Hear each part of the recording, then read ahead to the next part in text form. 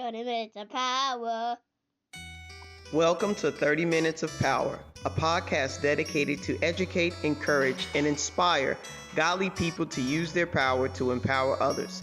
Join your hosts, Jori O'Neill and Nicole Salter, as they share powerful insights on how you can use your God-given talents and gifts to make a positive impact in the world. When we do not spend time with the creator of our souls, how in the world are we? You can't nourish your soul. You didn't make it. You didn't make it. What are you feeding it? Trash? TikToks? What are you feeding it? Like, what are you feeding it? Sometimes that's exactly what people are feeding their souls, and they don't realize how detrimental it is until you point it out to them, right? It's just like, oh, this is where I am, this is what I do for entertainment, or this is what I do to clear my head, like smoking, right? There's a lot of people out there that smoke, right? And if that is what you want to do, that is your prerogative, but you need to know the health concerns that come with it. You know, it is not the healthiest thing for your body. There are many other health difficulties that it brings on to you. And until you are aware of those things, and sometimes you are aware of them and you do it anyway, you know, but until you're aware of those things, you don't realize what is happening to you. And I can remember when there was an update for iPhone, and that update included you being able to time how many minutes you were on your phone, and it breaks it down when you opens it up. When you open up the app, it tells you how many times you looked at how much you looked at email, how much you looked at Facebook, and I remember one time it said that I was on TikTok for 7 hours in a week, and I was like, oh. Now, to me, 7 hours, I mean, when you compare 7 hours by itself and weekly hours, right, it's a lot. But in my head, I'm just like, that was 7 hours of me doing nothing. Like 7 hours of me not sleeping, like me not getting anything accomplished, you know? And so I can remember sitting back saying, well, did I look at designs for my house? Because then I would sway that into being productive, right?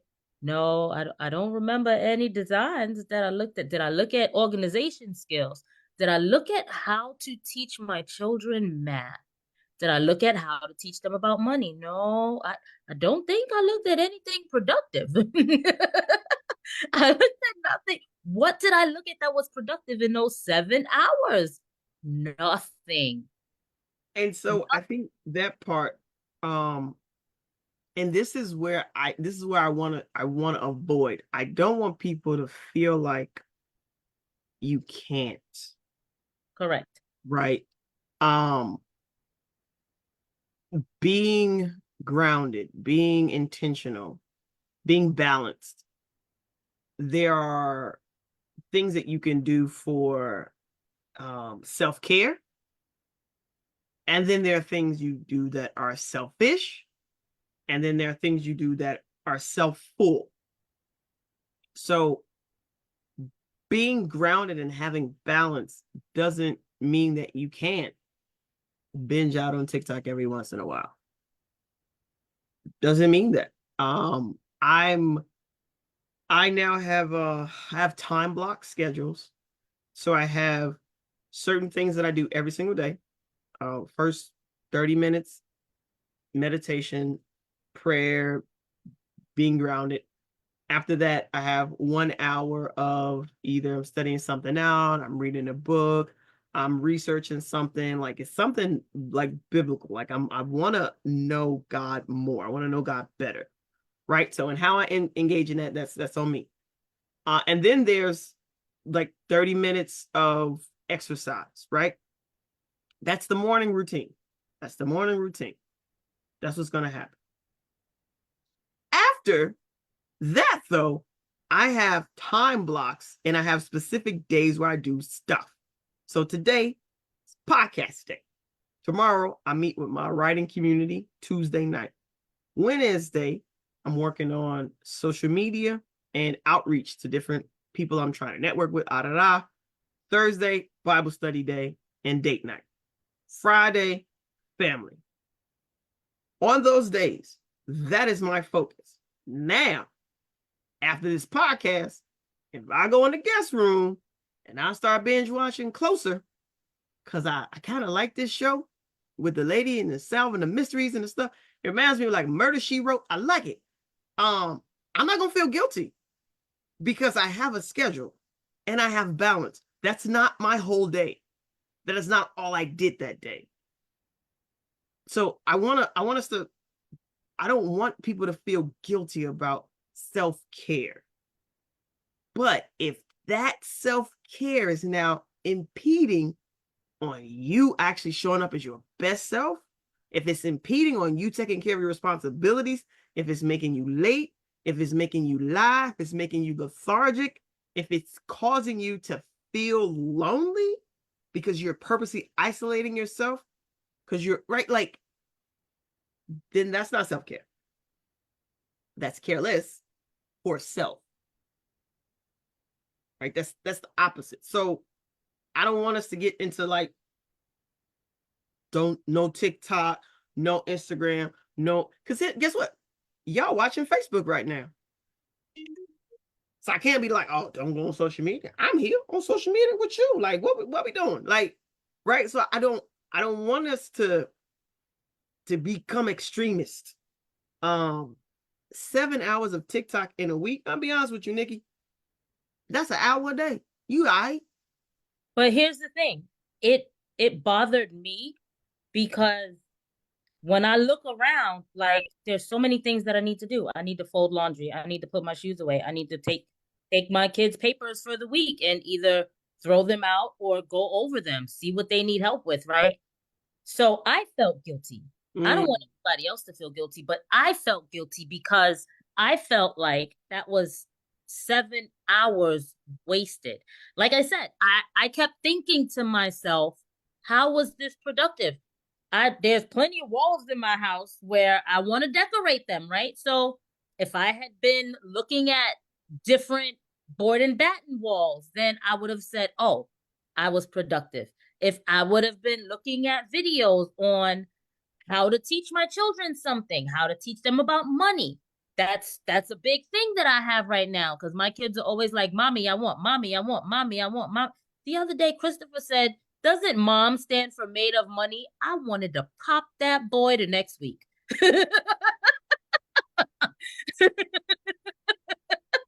Okay. So I felt guilty because I'm like, there were so many other things that I could be doing, but I was sitting here watching everyone else live their life, right? For So me, that part. Self-care is a game that I play on my phone called Phase 10. I love Phase 10. That's my self-care.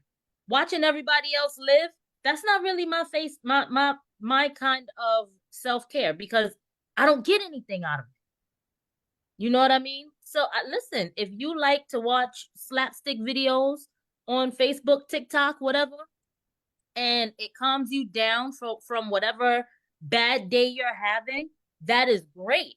I couldn't even say that those videos did that for me. You know, when I thought about it, the first thing that came to mind was this was a waste of time. Like, what do you remember any? You could scroll through a lot of videos in 7 hours, and I couldn't remember not one video. Not one video. And so that part, but all of that comes with intentionality, right? Like those videos that you could have watched that you did not watch, right?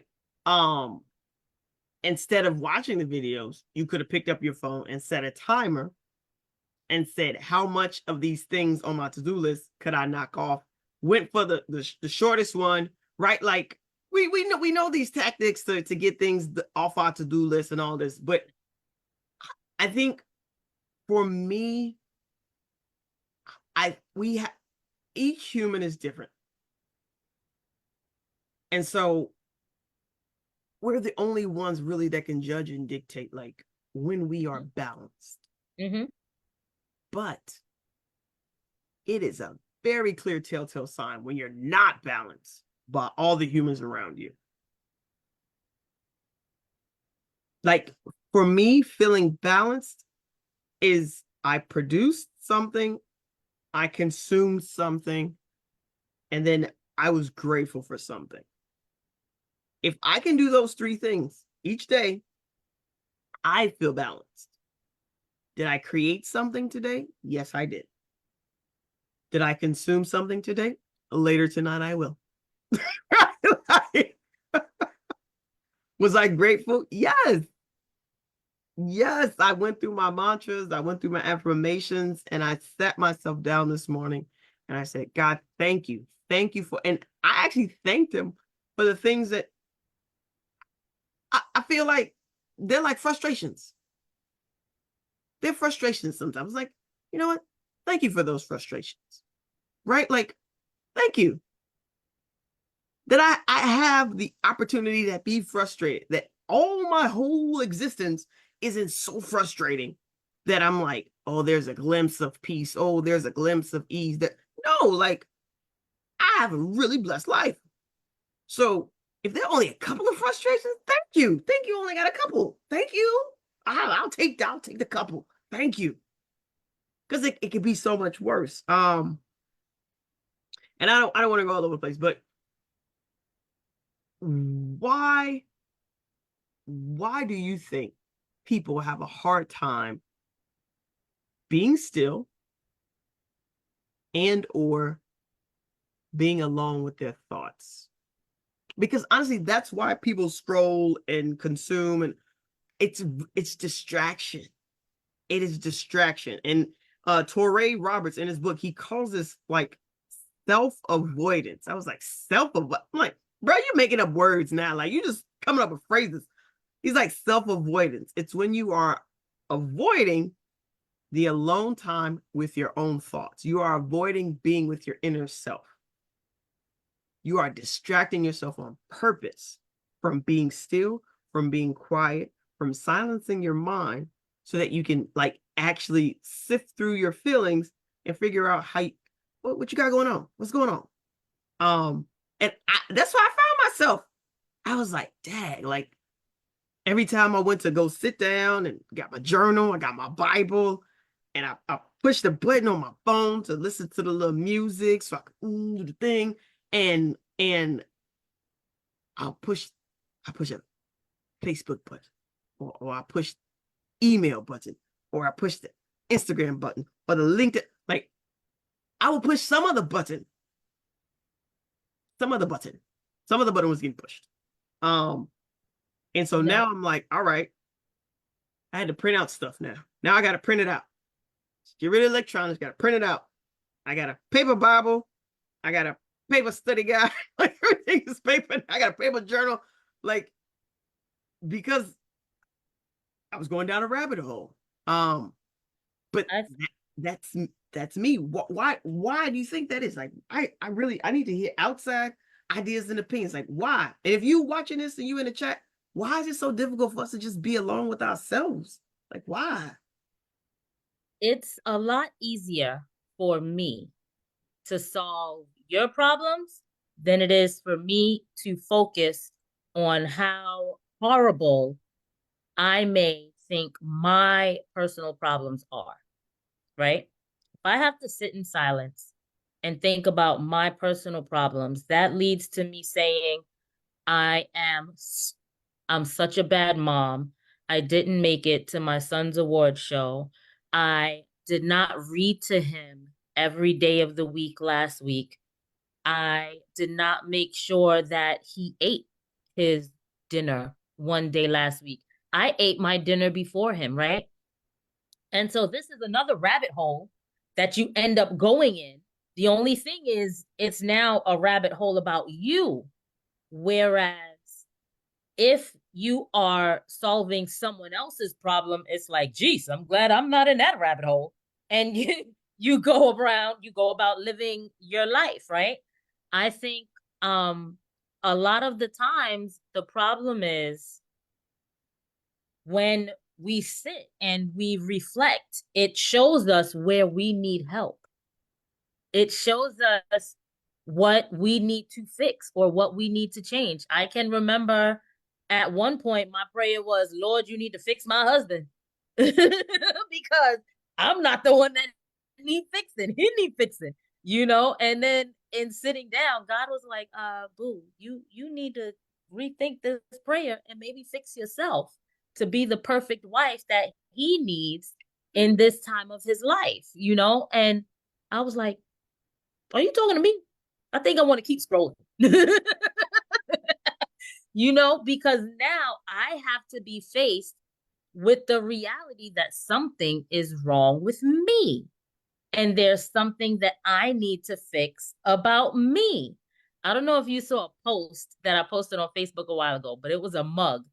And it says, I came, I saw, I forgot what I was doing. I went back, got distracted, and have no idea what's going on. Is this my cup? I think I have to pee. That's real. Like when you're sitting by yourself, right? All of these other things come and ambush you. And it's like, wait, what was I praying for? Do I need prayer? Why do I need prayer again?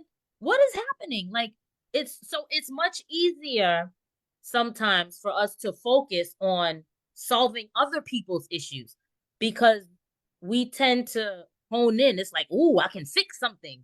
Let me fix them. Right. And so you hone in on their issue, you hone in on their problem, and you know exactly how to fix them. But when you have to hone in on your own problem, it's like, whoa, time out. Hello, I have a problem. Are you sure it's me? I don't know. I didn't get that memo. So now I'm curious about like, how does one get grounded, or how does one like empty out your mind? It took me maybe 3.5 months to learn how to empty out my mind. Practice. So that all of that, like, and even that, like, I would probably be so depressed if every morning when I got up to be alone and get grounded, the only thoughts that I had were how horrible I was. Like I would be depressed. You would. Now I'm confused. You would, but here's the thing. It takes time and practice, right? For you to not think about these things. Have you ever think about the last time something really horrible happened to you, right? And it was like in the heat of the moment, that was the only thing you could think of. Like I remember when we found out my brother had leukemia, I couldn't focus on anything. That was all I focused on. Like, well, what if this? What if that? What happens here? What happens there? What goes on now? Did we speak to the doctor yet? Nicole, we just found out an hour ago. No, we didn't talk to the doctor yet. Well, what's taking so long? Why is the doctor not calling us? How come the doctor didn't run any tests? It takes time, right? For you to calm your mind, right? And for me, a method of calming my mind is singing. And it's not singing these songs that have millions of words. It's singing hymns that come with maybe 5 words, maybe 7 words. Be still and know that he is God. He's the creator of all. He's going to take care of you. Sing those types of chants, right? Sometimes, depending on what the issue is, the only thing I was able to say was Jesus. I couldn't form a sentence. I couldn't say God, Lord, Jesus, all three are one. Those things weren't coming to me. The only thing that was coming out of my mouth was Jesus, right? And so sometimes that's what it takes. It takes learning to focus on that one thing. And if that means that you have to walk between your bathroom and your bedroom and just say Jesus, Jesus, Jesus with your eyes closed, that's the start of it. Well, I wouldn't encourage that because you might fall down. Everybody's house ain't made the same. You know what I'm saying? Like bathroom to the bedroom, you could have a lot of obstacles in the way. I don't know, walls and stairs. I mean, I'm surprised I haven't stepped on Legos in that process. But listen, God takes care of us in our time of need, right? He does. So that is the start of it. Having those scriptures, those simple scriptures, right? You don't have to know the whole 23rd Psalm, but knowing a small piece of it is what will carry you through those times, is what will help you with meditation. And once you start practicing it and you keep doing it, it becomes natural to you. Well, You I don't know about that natural part because it's work. I would say that it is work. It is work, but listen, check this out. It's work worth doing. You realize, right, that when you don't do it, you are your unnatural self. I'm unbalanced. I think I am naturally me when I don't do it. I show up in all of my anxiety. I show up in all of my arrogance. I show up in all of my impatience. I should like I am my carnal self. My natural normal self without Jesus. Yes, absolutely. Yes, that is how. Girl, you met the saved Jori. Oh, girl. I don't even like her. I feel like I am naturally a happy, bubbly person. And so when I don't do those things, right, it turns me into this mean person whose face is always scowled. And for me, that is not natural. So we have different naturals. There's different like naturally, I am mean and surly and just I'm not a nice human. Like naturally on my own. People they see, oh, you're so happy. Oh wow, you've got so much energy. Oh wow, look at you smile. Wow, you just radiate so much positivity. I'm like, that is the radiation of Jesus. I am this is the overflow of me sitting alone with Jesus. This is what you're experiencing. You are not experiencing Jori. You are experiencing Jesus. You are experiencing the abundance. You're experiencing the reflection. This is what you're experiencing. You are not experiencing Jori. Matter of fact, you don't want to experience Jori. Like, that is not what you want. You want happy. You want smiling. You right? You want encouragement. You want empower. That's what you desire. But that only comes from spending intentional time with Jesus. That literally, and I'm always reminded, like when I'm sitting in meditation, I'm always reminded of like Moses on the mountain when God revealed himself to him. And when he came down, like he had to put a veil over his face because being in the presence of God was such a powerful thing that it blinded the people. They couldn't see his face because it hurt their eyes. He was so bright. That is what I desire when I have my time with Jesus. That is what I desire when I exit this time with God, this sacred time, this protected time. I want to shine so brightly that I hurt your eyeballs. I want you to see through, past, around Jori. She's gone. She disappeared. She evaporated. You are now experiencing the overflow. And I say this all the time. I am concerned for people who are just self-avoiders. Like they fight tooth and nail to busy themselves, to avoid being alone with their thoughts, to avoid being alone, period. Like I get so like these are folks who have mental health issues. These are folks who have health issues just internally because there's so much anxiety that comes from you going and going and going and going and going all the time that you never get rest. I'm like, even Jesus rested. Even the Lord rested. But you not resting? Like that's that's bananas to me. To not rest. Honestly, I feel like that's probably one of the highest forms of arrogance. Yeah, it To probably. believe you don't need help, you don't need rest, you don't need to stop. Because I'm saying this from personal experience, because this is where I was. Not recently, but this is where I was, running, going, doing, and not taking time to learn how to be.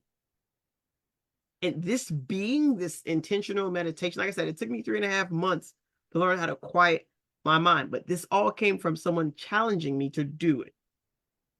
This is not like, oh, I want to be a better version of myself, and so let me. None of that. I was challenged. It was like, hey, you're doing too much. You need to slow down. And I was like, you're a hater. Off I go. That was like, haters gonna hate. I'm about to go. But they were right. They were like, yo, you're doing too much. Like, you need to slow down. Like, do you pause? Do you meditate? Like, can you just be still? And I was like, no, I can't. Because if I stop juggling all the balls, something's gonna fall apart. And then the only thing that was about to fall apart was me. So learning how to slow myself down and actually like give whatever the things are to Jesus. I think one time, here's what I'm gonna do, because I don't know if people know what meditation and grounding looks like. I don't know if they know. So, I'm gonna come up on here. I'm gonna come up here one time. And here's what I'm gonna do. That's what I'm gonna do. I'm gonna walk through how I do the thing that I do with the grounding and the calming and I'm gonna say what I say. I'm gonna play what I play. I'm gonna read what I read. I'm gonna do that because you just scared me, Nicole. You said when you sit by yourself, all the negative. I'm like, all you hearing is the enemy. Like the enemy is so loud that you leave this alone time feeling destitute and disgusted with yourself. Like, that is a problem. The problem. Because it's the opposite is what's supposed to happen from that time, right? Like, supposed to feel empowered, supposed to feel encouraged, supposed to feel at peace, supposed to feel at ease, supposed to feel like you can take on the world. Because that's what you have to train yourself to do. Huh? That's what you have to train yourself to do. And so that part, I think I want to walk through what that looks like in real time. Because it is freeing. Finding balance is putting your soul first. Like, people talk about self-awareness, self-development. If you develop your soul, the self will take care of itself. Because your soul is, again, we didn't make it. That part needs to be reconnected. That connection, it has to be reestablished with the creator of your soul. And if it's not, you are disconnected, and you feel disconnected, and you move in disconnection, and you function out of balance. Like,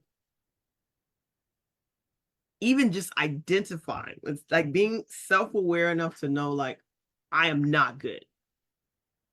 Okay. Red flags, alert, sirens. Like, I went to work Tuesday with lesson plans for the next day because I knew I was not well. Like I said, I'm not well. Something's wrong. I need a day. Here, job.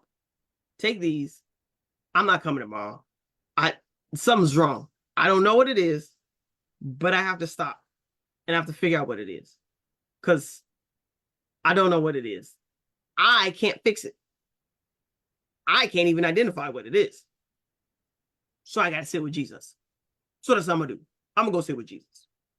And to do that, I need to not be at work. I need to not be with I need isolation. Early in the morning, while it was still dark, Jesus went off to a solitary place and he prayed. If Jesus needed it, how arrogant of us to think we don't.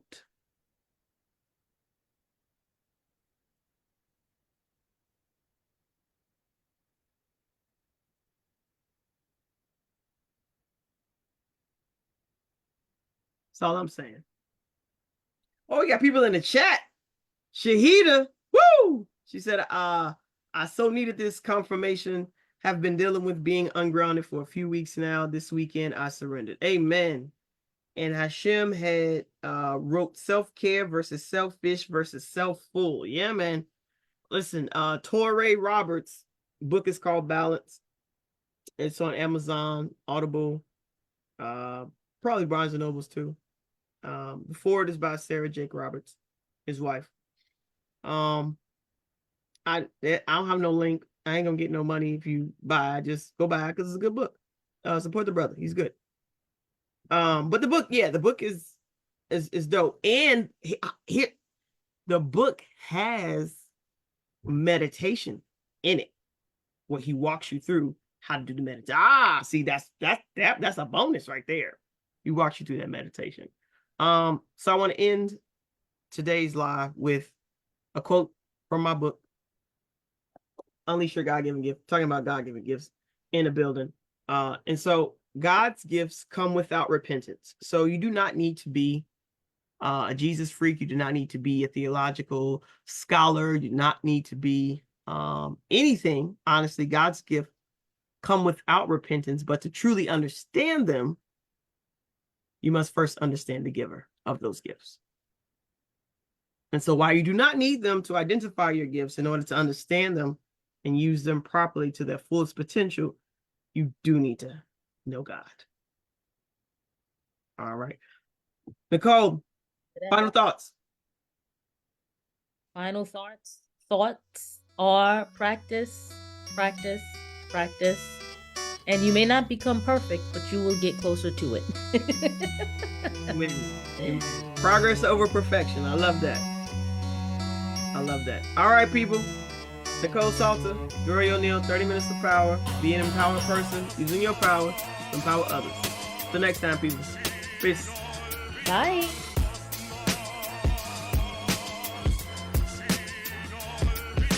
Thank you for tuning in to 30 Minutes of Power.